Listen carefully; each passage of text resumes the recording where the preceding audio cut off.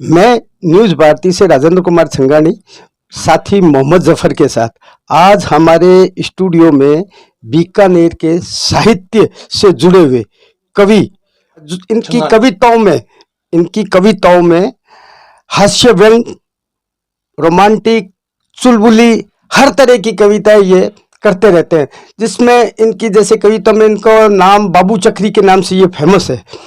छंगानी जी जो बीकानेर की हर संस्कृति में जुड़े हुए हैं, हर कार्यक्रम में अपनी भूमिकाएं अदा करते रहते हैं। उनसे उनके इस जीवन के बारे में जानकारी लेते हुए नमस्कार। बहुत बहुत आभार व्यक्त करता हूं कि आपने अपने चैनल पर मुझे मौका दिया है। वैसे मैं बिलोंग करता हूं गांव से, ग्रामीण क्षेत्र से हूं और शुरू से मेरी रुचि रही है। होता क्या छंगानी जी कि लोग आजकल गंभीर लिखने वाले बहुत हैं, वीर रस में लिखने वाले बहुत हैं, लेकिन होता क्या कि हास्य जो है वो हर व्यक्ति के जीवन का हिस्सा होना चाहिए। हंसना हर व्यक्ति के जीवन का हिस्सा होना चाहिए और ये छोटी सी जिंदगी है, कोई प्यार भरा किस्सा होना चाहिए। इसलिए हंसना वाले पक्ष को मैंने मजबूती से उठाया है और मेरी काव्य की यात्रा जो है अभी मैं लगभग 25-30 साल से लिख रहा हूं।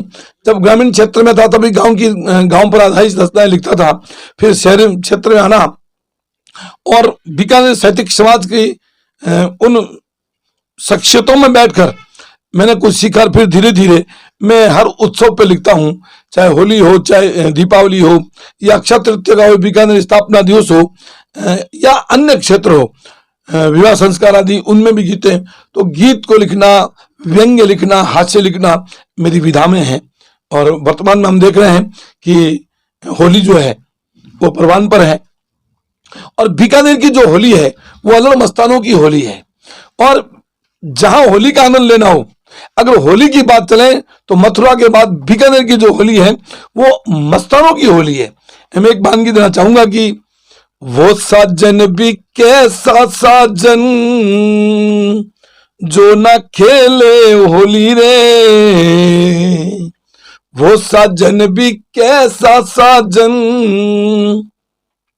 जो ना खेले होली रे, वो होली भी कैसी होली हसीना ठिठोली रे, सजना चलना है, वो सजना चलना है मुझे बीकानेर की होली देखने, सजना चलना है रंग चढ़ना रौनक आए, वो कैसा हम जोली रे, रंग चढ़ना रौनक आए, वो कैसा हम जोली रे, ऐसे बलम को क्या सिर फोड़े, ऐसे बलम को क्या सिर फोड़े जो खेले ना होली रे, सजना चलना है। तो बीकानेर की जो होली है ये अपने आप में अल्लाह मस्तानों की होली है।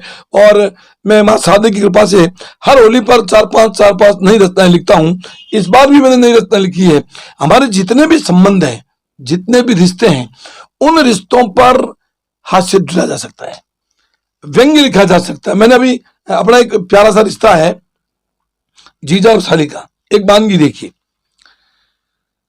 ओ रिश्तों न्यारो रे दुनिया में जीजा साली को रे, रिश्तों न्यारो रे, रिश्तों न्यारो रे यो, रिश्तों न्यारो रे, रिश्तों न्यारो रे, अरबी ससरियरो आंगन सुनो जिनमें कोनी साली रे, बीसा सरियरो आंगन सुनो जिनमें कोनी साली रे, एक साली तो देवे राम जी गोरियों या काली रे, रिश्तों न्यारो रे।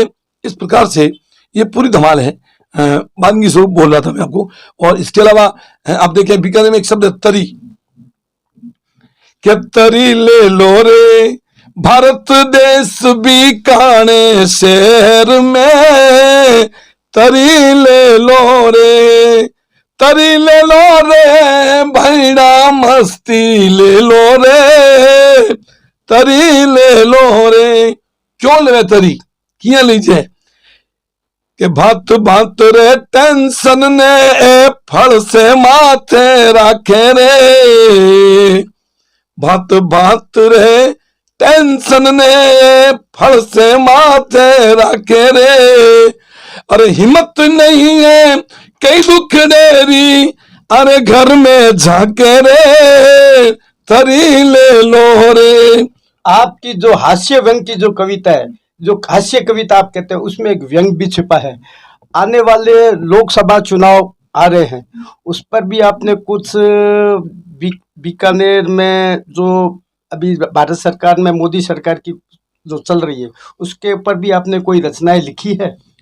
राजनीति परिप्रेक्ष्य में तो वैसे तो देखो तो हास्य का मुद्दा जो है वो राजनीति भी है, लेकिन झगड़ जी होता क्या है कि कुछ बातें ऐसी होती है जिनको कहने के लिए लपेट कर कहना पड़ता है।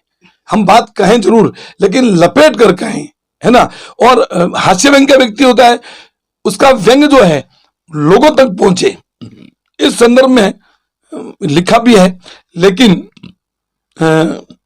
आपने सुना होगा कि धारा 370 हटी थी, है ना, उस पर हमने एक व्यंग लिखा कि जदसु सुनी है हटकी धारा 370, जदसु सुनी है कि हटकी धारा 370, घर घर में जाग गया भूमि और पितर। मैं बोलिया जे वो काम नेहरू जी कर जाऊं था तो थारी देसी दादी की जगह मैं भी कश्मीरी कर जाऊं था। ये व्यंग है सर, है ना। इसके अलावा अब देखो नोटबंदी का दौर चला, और नोटबंदी में क्या हुआ, हम कहते थे कि ये महिला, ये पत्नी हमारी धर्म पत्नी है, लेकिन उस नोटबंदी ने उजागर कर दिया कि उस रात मेरे पत्नी के सत्यवती होने का सबूत सामने आया। उस रात मेरे पत्नी के सत्यवती होने का सबूत सामने आया जब उसने 1500 से भरा गल्ला मेरे सामने सरकाया। मैंने कहा रे लाजवंती तू कहां से उठाकर लाई? वो थोड़ा घबराई, थोड़ा सकुचाई। मैंने दाढ़ मार के पूछा कहां से उठाकर लाई? वो बोली मेरे प्राण प्रिय पतिदेव, ये न तो मेरी कमाई है न मेरे बाप की कमाई है, ये आपके बाजुओं की कमाई और मेरे हाथ की सफाई है। क्या तो बात है, क्या बात है। क्या नहीं कर सकते सर। ये हमारे जहां हम राजनीति की बात करें, सामाजिक परिवेश की बात करें, हास्य जगह जगह बिखरा पड़ा है। कहीं से भी आप हास्य उठा सकते हैं, जिसके लिए आवश्यकता है कि आपका दृष्टिकोण उसी अंदाज में हो, उससे मिलता जुलता हो, तो निश्चित रूप से हास्य लिखा जा सकता है। फाग के इस उत्सव पर आप कहीं कार्यक्रम देते हैं? जैसे लंबे समय से आप राजनीतिक गलियारों में भी कार्यक्रम करते आ रहे हैं, तो इस बार भी आपका कहीं फाग उत्सव पर कार्यक्रम रखा गया? जी जी जी, हमारा ये कार्यक्रम जो है आज से शुरू है, 17 से लेकर और 24 तक फुल शेड्यूल फिक्स है। पर डे कार्यक्रम है और रात्रि में 3-3 4-4 कार्यक्रम होते हैं, उन जाना होता है। अभी भी हमारा अभी कला जो महोत्सव हो रहा है उसमें भी हमारी कवि सम्मेलन है, उसमें भी हमें जाना है। इसके अलावा शाम को भी 3-4 कार्यक्रम है। तो निरंतर कार्यक्रमों में हम जुड़े रहते हैं, क्योंकि लोगों का स्नेह है। और आप जैसे जागरूक जो मीडिया कर्मी हैं, अक्सर आप उन लोगों को हमेशा प्रोत्साहित करते हैं जो इस क्षेत्र में अपनी पहचान रखते हैं। मैं दिल से आपका शुक्रिया अदा करता हूं कि आपने मुझे इसके काबिल समझा, अपने स्टूडियो में बुलाकर जो मुझे मान सम्मान दिया। सच मैं भारतीय चैनल का और आपका दिल की गहराइयों से बहुत बहुत आभार प्रकट करता हूं, अभिनंदन करता हूं, अभिवादन करता हूं। धन्यवाद बाबूलाल जी छंगानी आपका। दोबारा भी मौका मिलेगा हमारे स्टूडियो में तो निश्चित आपसे कुछ नई चीज लोगों को सुनाने का मौका मिल जाएगा हमारे को। जी धन्यवाद। Thank you sir.